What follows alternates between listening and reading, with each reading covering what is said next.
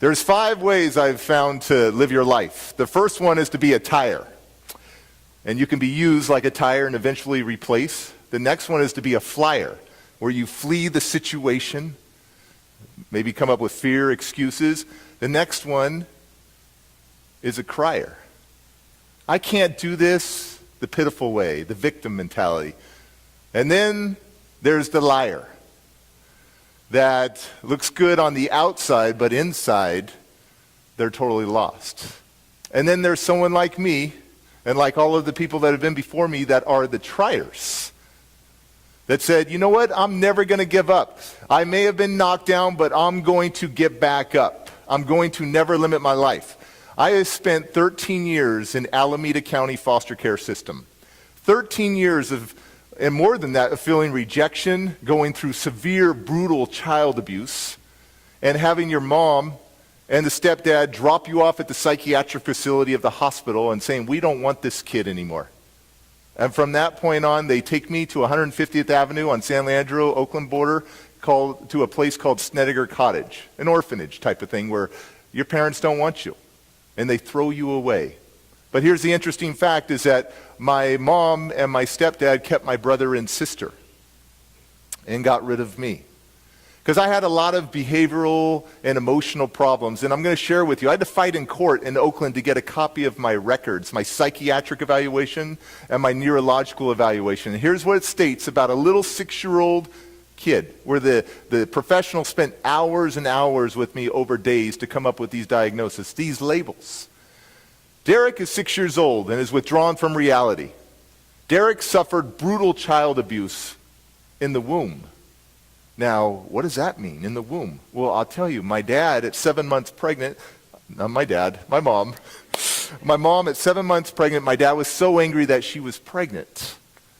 Took her, when she was waitressing at a restaurant in San Diego, took her back into the kitchen. And at 7 months pregnant, you got a nice bump. And threw her down and proceeded to kick the living daylights out of her stomach and brutalize her. But I lived. There is a purpose for every single one of us. As long as your heart is beating, you got a purpose. And so I was brutalized as a kid. I have scars all over me from brutal child abuse. Brutal. Hot scalding water to drowning in the toilet to all these things that have happened to me. And at 6 years old, they said that I had erratic psychosis and that I had the IQ of a 2-year-old. And I had small and large motor skill problems where I could not walk down or walk upstairs at 6 years old. I couldn't time myself to walk downstairs. If I started that one stair, I'd fall all the way down. I didn't understand words like dog, cat, boy. I had psychosexual confusion. I had the anatomy of a boy, but I didn't know I was a boy. I couldn't count to 10. I have a 3-year-old that can count to 25. I didn't know my ABCs. And my kid at 3 years old knows his ABCs. I had a very limited vocabulary. And they gave me all these labels: erratic psychosis, ADHD, reactive attachment disorder. And then they gave me the ultimate label at the end that says Derek has the IQ of a 2-year-old and is mentally handicapped. And back in those days, they didn't use the handicap word, they used the R word. And so this was how I came into the system, in the foster care system. Already rejected, already thrown away. And they said that I was not adoptable. But I'm here to tell you, I've been all over the world meeting amazing parents that take in kids that might have cerebral palsy, muscular dystrophy, or some other special needs. And I'm here to tell you that every child is worthy of love, and every child is worthy of a family. They said I wasn't adoptable. If an adequate foster home could not be found for me, I would be sent to the psychiatric institution to spend the rest of my children's teenage life there. So, I went through a series of foster homes, and then one special foster home took me in for a weekend, just Friday through Sunday, and it was a home on a farm. And I loved it. You would catch me not talking to any other human beings because I didn't trust anybody. Because if I couldn't, my own mom and dad gave me up, how could I trust anybody?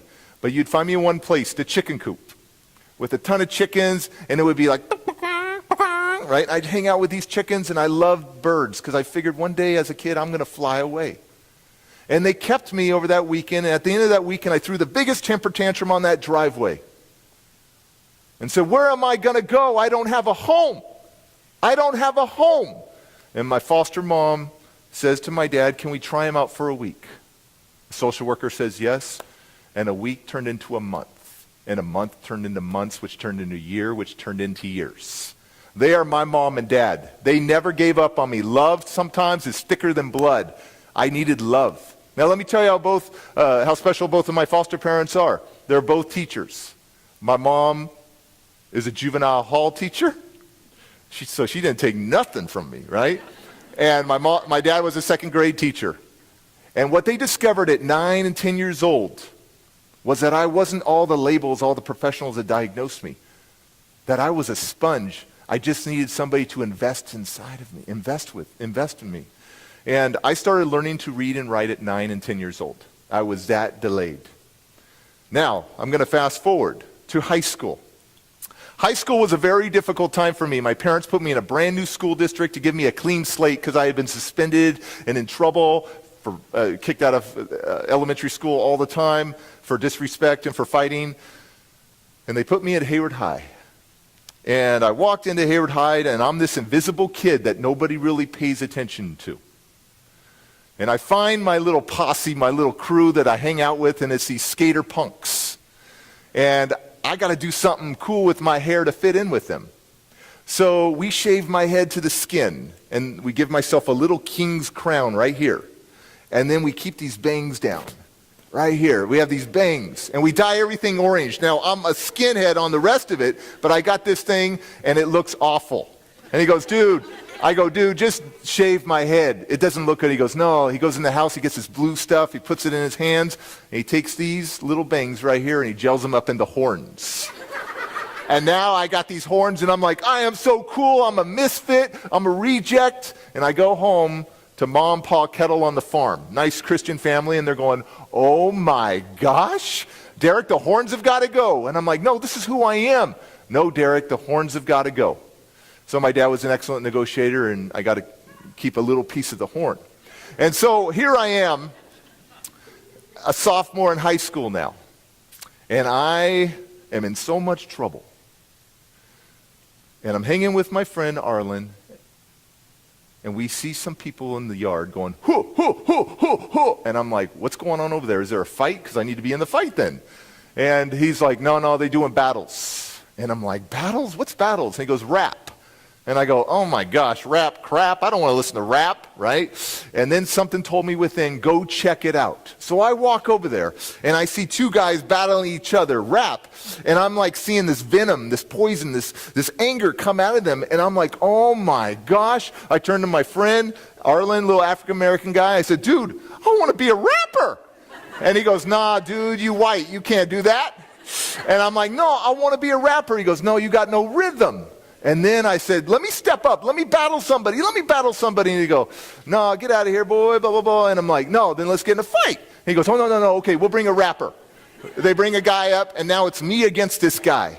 I don't even know how to rap. I don't know anything, but I know that I got all this anger inside of me from being a foster youth, feeling rejected, abandoned, all this stuff. And I need to find another creative way to get this anger out. So this guy starts going crazy on me, talking about my mama, talking about my girlfriend, all the things he's going to do, calling me every name. And I'm looking at this guy going, oh my gosh, this guy's so cool. I'm like, I want to be this guy. And then it was my turn. And I was like, okay. And all I could do was say bad words that I'm not going to repeat. But, I sucked. I couldn't do anything.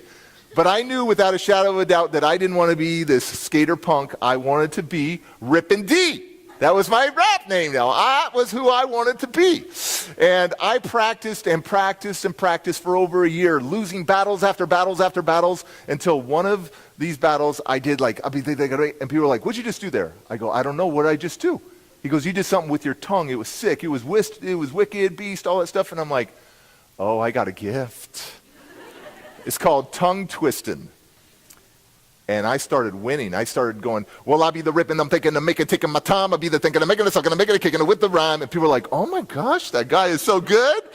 And then I would switch it up reggae style. It's a man that want to feel, they're gonna make it, they're gonna make it, kicking it with the reel.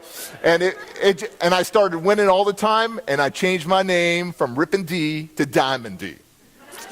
Because I was solid like a rock, unbreakable, and I came from a little piece of coal to be the man I am today. And I want to share one of those rap songs with you that I wrote when I was 16 and 17. You want to hear it? Okay. Now, I cleaned it all up because, when I was 16 and 17, I was a little more hardcore. Now I'm more refined, okay? But this is what was going on in my life at 16, 17 years old, and this is what saved my life. Was to be able to creatively express myself, to get what was on the inside out. This anger, this bitterness, this resentment, this hatred of even myself. I hated myself. So here we go. This is called This Is My Life Story, the rap. It's my most popular song. I got 125 tracks on iTunes, but this is the one that makes me the most money. And it's not expected from this guy in a nice blue shirt, but I'm about to get my swag on. All right, here we go. Everybody runs. This is my life. From the pain 'cause it hurts. This is my story. Never give up. This is my pain. And everybody runs. My glory. Runs from the pain 'cause it hurts. Never give up. You know, every day's a struggle. If I could change my past, I'll be staying out of trouble and I know it lasts. But this is my life, a battle for my fate. Yeah, who's gonna win? Who's gonna lose? I never thought I'd be wearing these shoes of life. Man, it don't feel right. When am I gonna see the light and feel the light walk with me? Someone walk with me. Come on, Dad, yeah, just talk to me. Have you ever thought about me in your life? Why'd you want to kill me and take away my life? I'm your blood dad, I'm your son dad. Yeah, it's messed up knowing that I never knew my dad. Who didn't want to be a dad? What's up with that? Don't understand, but yo, I gotta move past. Hey, daddy, hey, where you been? In the jail cell, yeah, once again. You ain't never seen me smile, never seen me walk. Never see me talk, never see me rock this microphone. Yeah, this is my home, let me out of my pain, cause I know I'm not alone. Yeah, these are my beats, telling how I feel. This is no secret and I'm keeping it real now, mama. Why'd you have to run away? Why'd you leave me alone? Why'd you have to make me pay for my daddy's sins and daddy's eyes? Daddy's pain and daddy's lies. Now I'm on the outside, yeah, looking inside. I'ma bust this person, even if I gotta die. Never give up. Everybody runs from the pain 'cause Never give up. Everyone loses something sometime. I never thought I'd have to lose my mind, yeah, lose my world and lose my soul. Lose the ones who really gave me hope. Now my sister's been killed and my brother's been killed and my friends been killed. When am I gonna heal? The snap of a finger and my life gets jacked in my brain. I'm thinking I'm gonna stop the field trap where the love was. Yeah, hate begins. Now I'm mad at the world cause the pain won't end. I'll cover up the hurt, cover up the shame. I'm caught in the middle of a hurricane of pain. So pain, show me what you got. Now I'm never gonna let anyone back in my heart till my wrists start to bleed and I don't feel the need of living this life. Will someone help me? Man, I need you. Say a prayer for me. Yeah, let me believe that you believe in me. Yeah, let me believe that you believe in me. Yeah, let me believe that you believe in me. Yeah, this is my life. This is my story. This is my pain. But this is my glory. My glory. Thank you.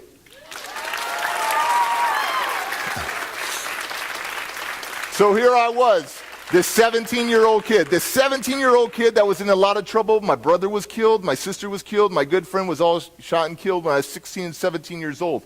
I had lost it. I got kicked out of high school. Now, at 18 years old, when you're a foster youth, the checks stop coming to the foster parents.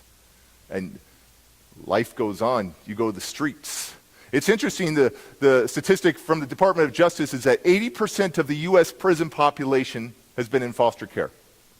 51% of the U.S. homeless population is aged out foster youth. 77% of the inmates in San Quentin have come from foster care.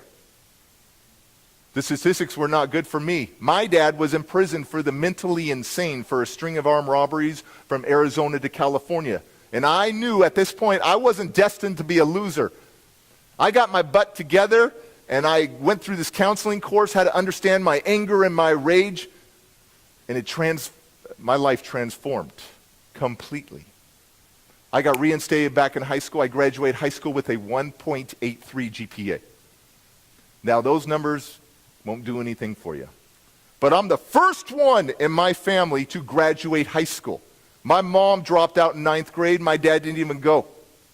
I'm the first one to break this cycle. That I knew I wasn't destined to be a loser.